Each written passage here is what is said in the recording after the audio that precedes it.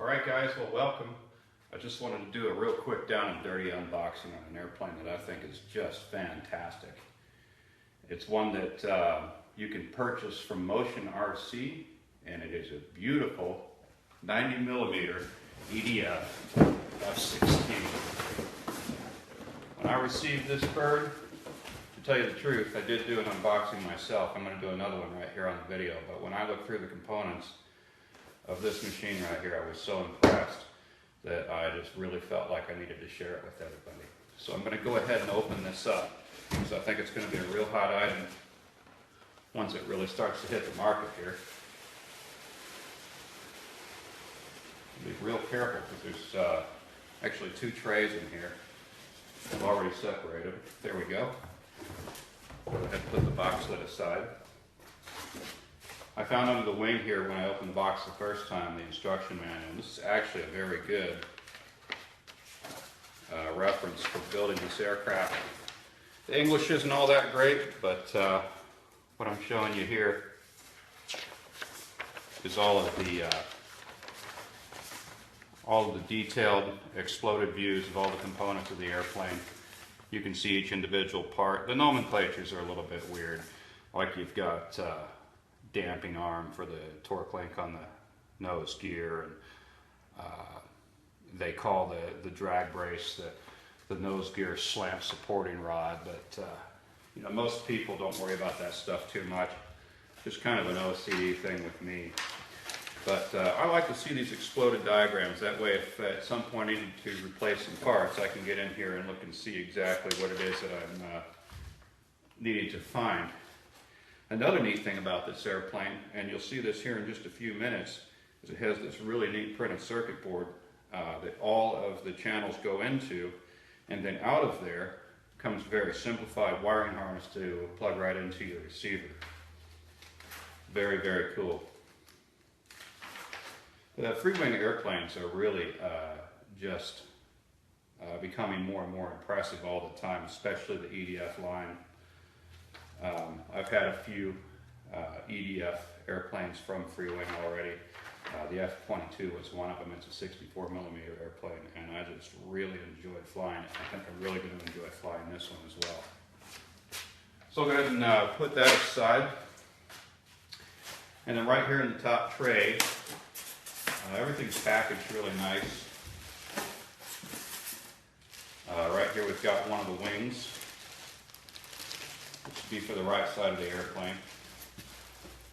And I'll tell you what I haven't done is I haven't opened these bags up yet, so I'm going to go ahead and do that right now, so I can show you some really neat features about the flight controls on this airplane. And I'll come right over here to the other camera, and one of the things I want to point out is that all of these flight control surfaces have these ball link control arms. Just really good, secure connections. I want to make sure that that's coming through there. Yeah, I think we can see that on the camera okay.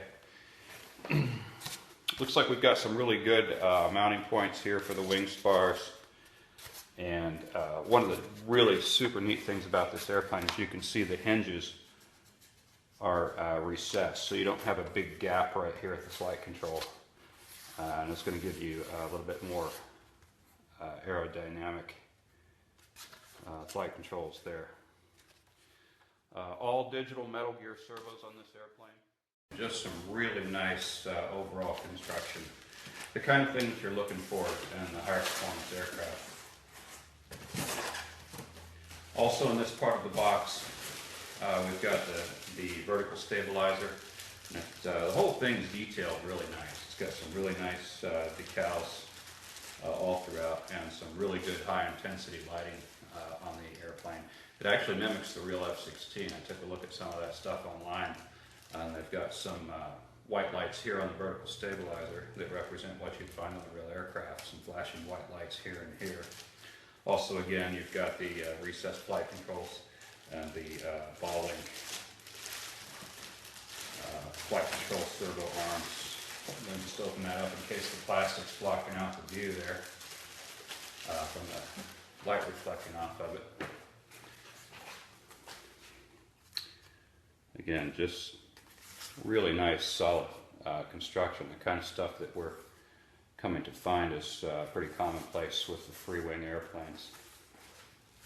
So very, very cool. Also up here it looks like we've got carbon fiber wing spar there. Not exactly sure how that's going to get incorporated just yet. We'll take a look at that when I do the build. I'll also show you the airplane after the build, and I'll talk to you about that some, about some of what my findings are. We've got just a whole array of really detailed armament here, and these actually clip on to the hard points on the airplane, and this is kind of a neat feature. I think you're not just relying on the magnets, at least not on the missiles. I did notice it on the drop tanks here, and I'll show you that in just a few minutes, that they are using rare earth magnets in that application, but it looks like it's probably going to work out pretty good based on some of the videos that I've seen online. And so this top tray just comes right off here, and I'll set that aside. And here we get to the meat and potatoes. First of all, here's, like I mentioned before, the external drop tank, and I don't know if you can see in there, we've actually got some rare earth magnets that attach those to the aircraft hardpoint. These are the hardpoints and the missile rails for the wings. Go ahead and open those up and take a look at how those are going to attach. It looks like these are actually really well constructed. As I look at these, we've got the foam, but it's reinforced with plastic. I'm going to go ahead and bring that up here to the other camera. And we have clips to attach the hardpoint both to the airplane and then the hardpoint to the, or the armament to the hardpoint. So that's really neat. And it looks like those clips are set up. Let me grab one of the missiles. It looks like those clips are set up so that they work against the airflow, the airstream, and that way they're not going to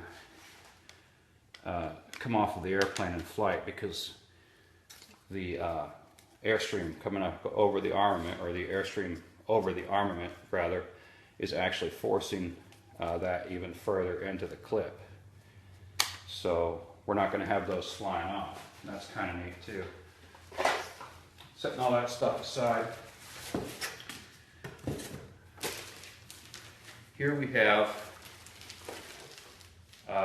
horizontal stabilizers. Same thing as before. With the wings, we've got the real nice strong mounting locations, and again the ball link to receive the control arm. Just setting those aside, here we have just one of the most beautiful and detailed fuselages I think I've ever seen for a foam EDF aircraft. I'm just going to go ahead and pull the plastic down carefully off of this. So hopefully I can share this with you guys and you'll be able to see at least some of the detail that I can see here in person. What a fascinating airplane this is. Just totally unexpected. You know, I'm looking at this canopy here, for instance, and this is a rare earth canopy, but it's set on there really good. And I look at it here, I've got this little clear tab that I'm going to pull up on, and then it's a tongue and groove set up here, up in the nose area, and that just goes down right in there like that, and then you get a real strong pull on these magnets. It just pops right down in there, and boy, that's not coming off. I mean, I can lift the thing up by this tab here. Anyway, so some really cool decals to go along with that. We've got just a lot of the little details right here along the side of the airplane that really make this model pop. Again, over here on the other side, and it looks like there's a place for you to put your name in here. maybe you print out a label or something and you put your own name right there underneath the cockpit if you're so inclined. The 20mm cannon right here, that's plastic, ABS plastic right on the side of the airplane. Just some really neat detailing, some more high intensity LED lighting. And really, based on what I've seen, that lighting's really very bright on this airplane. Really very visible, even visible I think a little bit during the daytime. I'm going to bring the cockpit itself up to the camera there, just so you can get a good look at the canopy and the pilot inside. Not a whole lot of detailing really down in the instrument panel underneath the glare shield there, but there is a little glare shield. There's a HUD in there. You've got a pilot. He's all dressed up and ready to kill. And it looks like a facsimile of the ACES 2 ejection seat right there. So that's really neat. Now we get down in here into the battery compartment. Here we can start seeing some of these electronics that are unique to this airplane. Here we've got that printed circuit board that I showed you in the instruction manual, and then out of there come the very simplified leads that brings everything together right into the receiver. So your receiver is just going to connect to these leads right here. So all that spaghetti there, all that's been organized into that one printed circuit panel there. Now, as I understand it, there are no flaps by default in this airplane. But what you can do, according to the instructions, is you can bypass this printed circuit board and set up flaperons in your controller. So what you do is you just take, I guess, the aileron channel leads out of this and go right into the receiver, and then use your controller to set up that mixing. And then the instruction manual actually has information on what the throws are going to be for your flaps, your approach flaps and your landing flaps, along with your aileron mixing. Based on what I've been reading, the airplane actually lands better without flaps. And I know that's probably a subjective thing. I haven't obviously tried it myself. I'm going to experiment a little bit and see what I can come up with. But again, based on what most people are saying, it's not worth your time to set up the flaperon mixing because it actually lands really well without them. So looking down the tailpipe here, we can see the 90mm 12-bladed EDF outrunner, and here we've got some cheater hole vents in the bottom of the airplane. Now I'm going to be running this off of an unimproved surface with some dirt and loose gravel. I've been doing some reading on that, and evidently some of the testing, like 30% of the testing that they did with this airplane, was on a surface like that. Now, some guys were talking about maybe taking a screen and covering these bottom louvers here, and then some of the other guys were saying, well, the testing shows that we're not going to be ingesting rocks because of this design. I don't know if it's the height of the landing gear, where they're located in reference to that, how far it is away from the ground, whatever, but evidently that hasn't been a problem with this airplane. We'll find out, and I hope I don't learn the hard way that that's not true, but if I can avoid reducing the available airflow by covering this with any kind of a screen or mesh, I'm going to do that, because I want this thing ripping along and getting as much air as it can. Again, just an amazing finish on that. I'm going to go ahead and put the cockpit back together here. And let's see, we've got screw attach points for the wings. It doesn't look like there's really a whole lot of gluing involved in this airplane. I haven't really investigated that much, but based on what I can tell, that's pretty much the case. Along with the cheater vents, you've got the inlet here. You can see that the nose gear does actually go up into that inlet a little bit. I guess maybe they ran out of room in the design, but some of the air does travel through there, and it is set up to help cool some of the electronics on the inside. Looks like the ESC or speed controller is hiding right here underneath where you'd mount the vertical stabilizer, And the vertical stabilizer itself mounts to these 2 points right here. One thing I'd like to be able to show you on this airplane is the landing gear. Alright guys, here it is. Got the high intensity LED lighting right here on both sides. And I've just got the fuselage here temporarily set up so that I can demonstrate these wonderfully unique landing gear. Again, these are fiberglass doors on here, not plastic. And what I'm going to do here is I'm going to go ahead and sequence the landing gear so that you can see these doors open and these incredible full metal gear pop out of this thing in all of their scale glory. Alright, now what happened up front here, and I'm going to demonstrate it one more time, is when the nose gear deployed, that light right there came on, this high intensity landing light that you could probably see for miles. So I'm going to go ahead and resequence, and you see it goes out and extinguishes there. The nose gear folds in and the door closes neatly. And again, deploying the landing gear, the light comes on. And I also want to point out that these are bearing mounted wheels on full scale aluminum struts with shock absorption.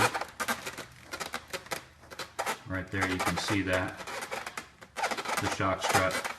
And these are actual rubber landing gear, not foam. I'm sorry, rubber wheels. Let's go with tires. Rubber tires, not foam, which I really like because the foam, over time, it wears out, especially if you're running off of unimproved surfaces. As far as how these are mounted in here, I've read on the forums that these are very well engineered, and that's the impression that I'm getting. That even here at the trunnion, where we're looking at plastic, you've got a nice thick mount here on the trunnion. So even though it's plastic, it's mounted very well. It's very solid from what I can see. And then again on the nose, also very solid. Very, very solid construction. All aluminum with a really nice shock strut. And these doors, well, you can just see the construction for yourself there. So I'm going to go ahead and fold these in here one more time so that you can see this happen again, because it is a beautiful thing.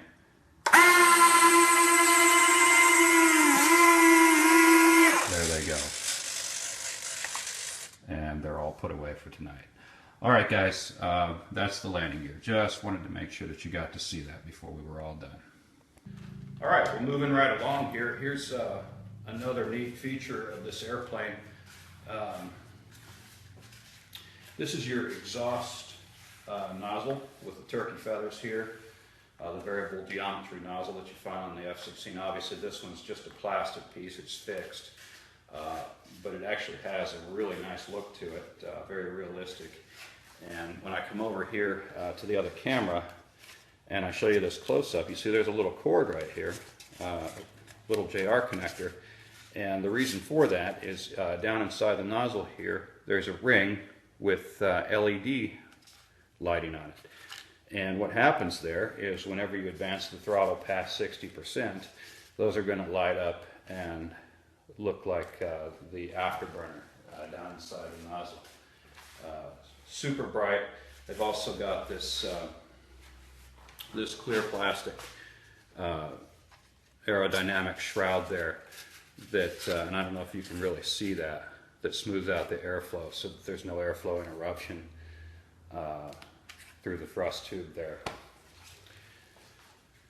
So some really neat stuff. We've got the nose cone here. That's magnetic, rare earth magnets once again. designed, I guess, to pop off rather than to sustain damage. And the reason that that's important is because this is actually a very high quality fiberglass nose cone. You know, I enjoy flying RC helicopters, and I haven't seen up till now really any of these foam EDFs that incorporate any kind of fiberglass construction. So I think that's really neat as well.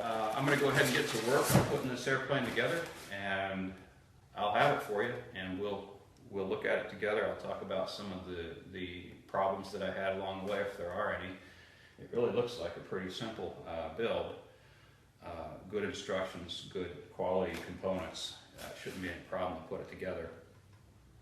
So with that, thanks for watching, and I'll see you after the build.